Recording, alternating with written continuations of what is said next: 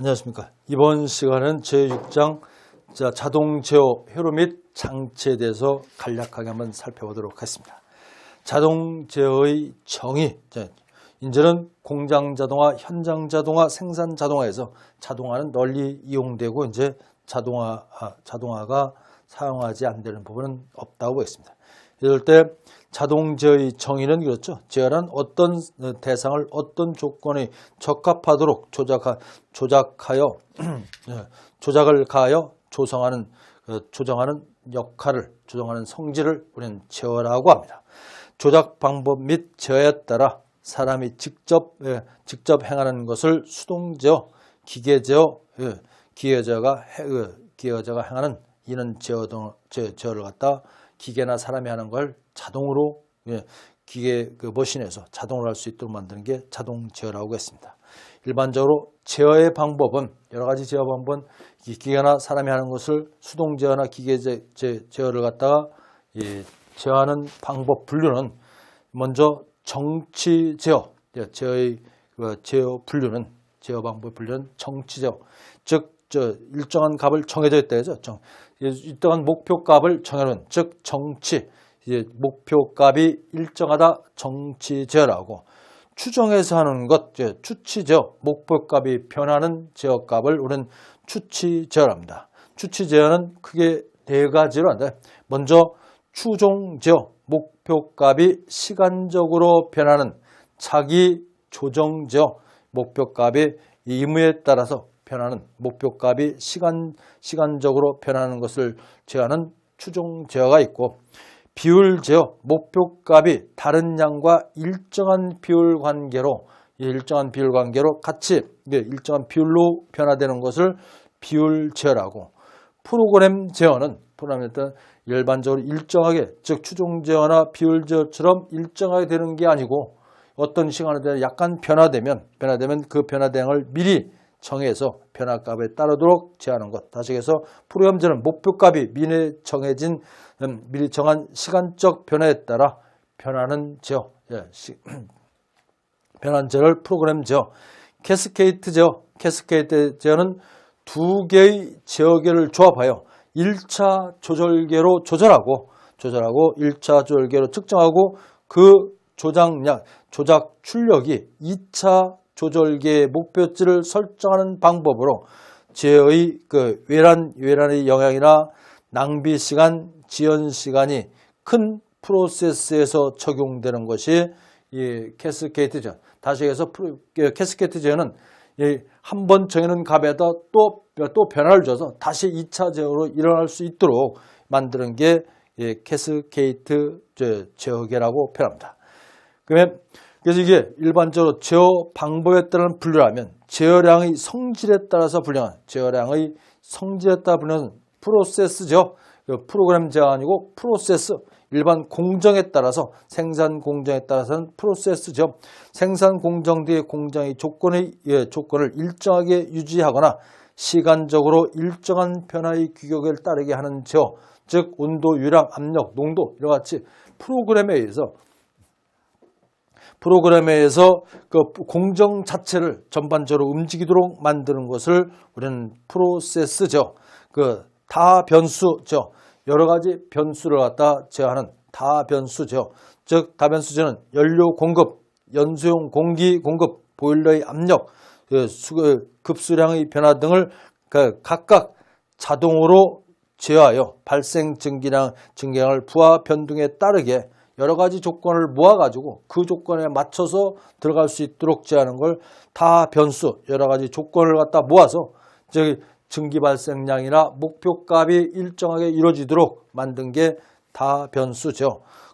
서버 기구, 작은 압력을 대항해서 큰 출력을 발생시키는 여러 가지 모아가지고 큰 발전을 일으킬 수 있도록 만든 게 서버 기구 제어 이렇습니다. 작은 압력에 대응해서 큰 출력을 발생시키는 장치를 우리는 서버 기구라고 하고, 이때 이제 일반적으로 제어의 제어 방법에 대한 분류를 한번 봤고 성질에 대한 분류를 한번 봤습니다. 그랬을 때 이제 자동 제어의 이점은 여러 가지 나왔죠. 작업 능률의 향상, 원료나 연료의 경제적 운영, 작업에 따른 위험 부담을 감소시키고 제품의 균일 및 품질 향상을 기대할 수 있고 인건비가 절약되고 사람이 할 수 없는 힘든 조작도 가능한 게 자동 제어 부분이 되겠습니다.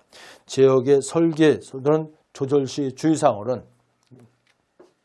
일반적으로 참고로 조절계 주의사항으로는 자동 제어 동작이 발진 상태가 되지 않을 것, 일반적으로 진동이나 다른 원인에 영향을 줄 수 있지 않은 조건으로 해야 되고, 신속하게 제어 동작을 종료할 수 있을 것, 제어량이 조절량을 과다하게 넘을 때, 과다하게 넘지 않게 할 것, 잔류 편차가 요구되는 정도 사이에서 억제할 것, 자동 편차 범위 내에서 억제할 수 있도록 해야 되겠습니다. 일반적으로 휘드백 제어일 때 보통 공급하는 양이 목표량보다 많아서 목표에 청하지 않고 그 여분 목표량보다 나머지 양은 다시 원래 공급하는 원래 사이즈로 들어가는 것을 우리는 휘드백이라고 하죠. 그래서 휘드백 구성을 봤더니 먼저 휘드백 할 때는 들어간 양이 많으면 목표량이 적고 들어간 양이 많으면 목표량에 들어가지 못한 양은 다시 원료 공급처로 다시 원래 상태로 들어오도록 만드는 게 휘드백 제어입니다. 그럴 때 휘드백 제어할 때 목표값은 외부로부터 가해지는 설정값으로 제어량 목표값이 되는 값, 즉 최종 목표값을 우리는 목표값이라고, 외부로부터 가해지는 설정값으로 제어량의 목표가 되는 값, 이게 목표값. 제어의 대상이 되는 기기나 계통 전체의 제어 대상을 우리는 제어계라고 하고, 기준 입력, 제어계 동작시킬 때 기준측 목표치가 설정부에 의해서 변화되는 입력 신호를 말하는데, 목표치를 주 피드백 신호와 같은 종류를 우리는 종류의 신호를 갖다가 우리는 기준 입력, 즉 들어가는 인풋 정도를 우리는 기준 입력이라고, 비교부 들어가서 기준값이 들어가서 목표와 비교해서 판단하는 것이 비교부, 검출부에서 검출된 제어량과 목표량을 비교해서 비교하는 부분, 이거 갖다 오는 비교부라는데, 제어 편차 존재, 제어와 편차, 즉 들어가는 거 나오는 것이 이 편차가 존재할 수가 있겠죠. 그래서 목표값과 비교값을 비교하는 게 비교부입니다. 제어량과 목표량을 비교하는 게 비교부고, 제어량은 제어 대상이 되는 목적 물량을 측정하는 것을 제어량이라고 하고, 동작 신호, 동작 신호는 동작을 주는 일반 휘드백되는 신호량을 동작 신호하고, 외란은 제어계의 상태를 교란하는 외적인 작용, 먼저 가스 유출량, 주위 온도, 가스 공급 온도, 이런 목표치 이런 것들을 다 외란이라죠. 외부 영향을 받는 요인을 갖다 외란이라 하고, 검출부, 조절부, 조작부 이런 것들이 피드백 제어에 사용되는 일반 용어가 되겠고요. 자동 제어 구분에서 스퀀스 제어, 보통 스퀀스 하는데 스퀀스 제어죠. 미리 정해진 순서에 의해서 제어의 각 단계를 시간은 정성적, 일반 정성적 자동 제어를 갖다 우리는 스퀀스 제어라고, 휘드백 제어는 지금까지 설명한 휘드백 제어 용어에 나왔다시피 목표치, 설정부, 비교부, 조절부, 동작신호, 조작부 이런 차이에서 제어 대상의 외란이 나오고, 목표값으로 갔을 때 목표값에서 미치지 못한 양은 다시 휘드백 돼서 제어량으로 검출부로 들어가고, 주 피드백으로 비교부에 들어가서 조절부로 돌아가도록 이같이 만든 게 휘드백 제어. 휘드백 제어는 결과가 원인이 되어 제어의 각 단계를 반복 실행해서, 일반 폐해로 반복해서 앞으로 나가지 않고 계속 반복한다고 해서 폐해로라고 표현하죠. 반복 실행하는 정량적 자동 제어, 양을 갖다 측정하는 정량적 제어라고, 스퀀스 제어는 정성적입니다. 성질이 왔다 갔다 하는 거, 이거 해야 된다 말아야 된다. 성질이 왔다 갔다 하는 것을 켜라 꺼라 이런 것을 우리는 그 스퀀스를 한다면, 피드백은 목표량을 저는 양이 일정량이 통과되고 안 통과되고 이런 양을 저는 게 피드백 제어라고 볼 수가 있겠습니다. 일반적으로 목표값에는 자동 제어의 종류는 정치되어 주치자는 앞에 나왔던 대로 제고 블록선도는 직렬 결합 방법이 있고 병렬 결합이냐. 직렬은 이 순서에서 제1요소부터 나올 때 출력 요소까지 2요소까지 입력 신호가 되는 것, 즉 출력 신호, 입력 신호 따로 있는 것을 우리는 그 직렬이라고 하죠. 즉 플러스는 플러스, 마이너스 일렬로 연결한 것을 우리는 직렬이라 하듯이 직렬이라고. 병렬은 몇 개의 요소를 입력 측에 인출되어 출력 신호 측에 가합하여 출력 신호에 가합해서 나오는 것. 몇 개의 요소를 갖다 같이 섞어서 병렬로 연결해서 한꺼번에 나갈 수 있도록 만드는 게 일반적으로 병렬 결합이라고 표현합니다. 그다음에 피드백 결합은 피드백은 출력 신호와 같이 병렬, 직렬, 피드백은 출력 신호를 피드백하여 제역에 입력 신호를 하여 더하거나 빼주는, 많으면 빼주고 모자라면 더해주고 해서 일반적으로 정 피드백, 부 피드백을 경우에 제어를 하는 것, 이거 다 피드백죠. 그래서 목표량에 맞도록 적으면 더해주고 많으면 빼주고 해서 제어를 할 수 있도록 만드는 게 피드백 결합, 피드백 결합 표현합니다. 그래서 이 도표에 나온 걸 한번 살펴보시면 되겠고, 제어 동작의 특성은 연속 동작과 일반 불연속 동작이 있는데, 제어를 할 때 연속적으로 되는 건 연속 동작이라고, 단속적으로 되는 걸 불연속이라 합니다. 그래서 불연속 동작, 1번 불연속 동작은 제어 동작이 불연속적으로 일어나는 경우의 동작을 우리는 불연속 동작인데, 대표적인 게 온오프 동작, 다이치 동작 등이 여기에 해당됩니다. 먼저 온오프 동작은 켰다 껐다, 두 동작이죠. 온오프 위치, 즉 온오프 동작, 투 위치 동작, 온과 오프 두 개의 값 중 한 가지만 택하는 방식을 온오프 동작, 일반적으로 온오프 동작 또는 투 동작, 여기 먼저 온오프 동작, 불연속 껐다 켰다, 두 동작밖에 없는데, 이럴 때는 두 동작은 설정값 부분에서 제어량이 일정치가 않겠고, 사이클 현상이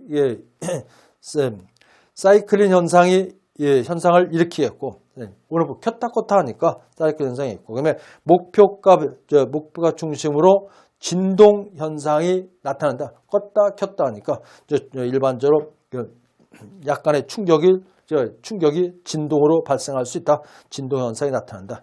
이게 온오프 동작이라면, 다이치 동작은 일반적으로 온오프 투 동작이 아니라 그 이상 3개, 4개 이와 같이 여러 가지 위치에서 조정하는 것은 다이치 동작. 3개 이상이 정해진 값 중 한 가지만을 택하여 제어하는 방식. 일반적으로 1단, 2단, 3단, 4단 이와 같이 해서 나타나는 동작. 1단, 2단, 3단, 4단 일반 기계를 쓸 때 모터가 돌아가는 회전 속도에서 1단으로 할 건지 2단으로 3단으로 할지 이와 같이 여러 가지 위치에서 동작할 수 있게 만드는 게 다이치 동작이라고 보고, 불연속 속도 동작, 즉 부동제어입니다. 부동제어는 뭐냐면 정동작하고 역동작이 있는데, 제어량의 편차에 따라 조작단을 일정한 속도로 정동작이나 앞으로 가거나 역동작으로 방향으로 움직이게 하는 동작을 우리는 불연속 동작, 불연속 속도 동작, 즉 부동제어라는데, 정동작은 제어량이 목표량보다 증감에 따라 조절계의 출력이 증가하는 방향으로 동작하는 경우, 일반적 출력이 증가하는 방향을 할 때 앞으로, 즉 양이 늘어나는 쪽으로 하는 것을 우리는 정동작을 합니다. 역동작은 제어량이 목표보다 증감에 따라 조절계의 출력이 감소하는 방향으로 동작을, 거꾸로 가는 것, 출력이 감소하는 방향은 역동작이라고 표현하죠.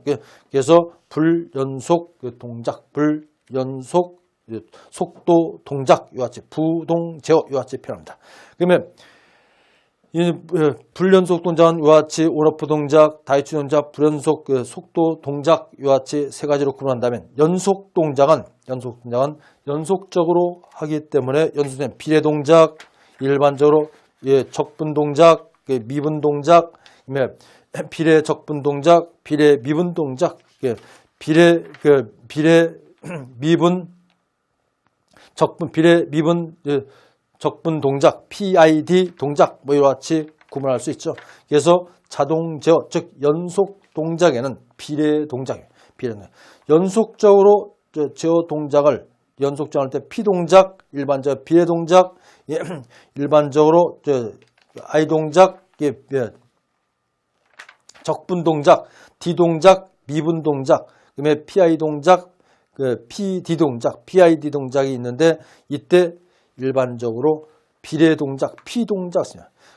프로포셔널 일반 비례되죠. 비례 동작은 출력 신호가 동작 신호 2에 비례하는 제어로서 조작량이 동작 신호 값에 비례하는 동작 신호값에 비례하는 동작 이거 갖다 오는 비례 동작입니다. 조작량이 출력 Y가 편차 2에 비례하는 동작, 즉 일반적으로 비례를 하다 보니까 모다가 비례 속도가 하다 보니까 일정량만큼 가감이 되는 편차가 발생합니다. 이럴 때 편차 2에 비례하는 동작, 비례대가 0에서부터 0이면 온 오프 동작이 되는데 이럴 때 Y는 KP2에서 즉 일반 조작량은 비례상수에서 편차량의 변화를 갖다 준 것이 비례 동작입니다. 그래서 비례 동작은 요 Y 편차에 비례하니까 특징이 전달함수 G는 Y에다가 X, K에서 전달함수 나타나는데 이게 비례상수 K 값을 나타낸다는 거죠. 그럼 나타나는데 그 특징은 잔류 편차가 업셋이 생긴다. 잔류 편차가 생긴다. 잔류 편차가 비례 동작일 때는 예를 들면 속도가 증감에 따라 계속 증가되기 때문에 잔류 편차가 있다는 거, 잔류 편차가 크다는 게 특징이 됐고, 부하 변동이 적어 제어에 용이하다. 프로세스의 반응 속도가 소 또는 중이다. 프로세스의 반응 속도가 좀 작거나 중 정도가 된다. 그래서 비례 동작은 비례에 따라서 가속이 되고 중량이 높아지고 하기 때문에 이것들은 잔류 편차가 크다. 바로 해서 비례 동작은 일반 상수의 비례 편차를 곱한 값이 된다. 그다음에 적분 동작, 인테그랄에서 적분 동작, I 동작입니다. I 동작, 적분은 여러 가지 적분에 비례한다 있습니다. 조작량은 동작 신호 2, 일반 편차 2, 동작 신호 2의 적분에 비례하는 적분에 비례하는 제어를 갖다 우리는 적분 동작이라고 표현하고, 이럴 때는 제어량이 편차가 생겼을 경우 편차의 적분차, 여러 가지 적분을 시켜서 만드는 게 적분치를 가감하여 조작 단위의 이동 속도가 비례하는 동작, 적분 동작은 조작량의 이동 속도가 비례하는 동작으로 일반적으로 조작량 Y는 K 비례상수에다가 이럴 때 인테그랄 편차 2에다 델타 T만큼 곱해준 값이 적분 동작, 즉 인테그랄에서 적분을 시켜서 모든 변화 가능한 값을 곱해서 놨기 때문에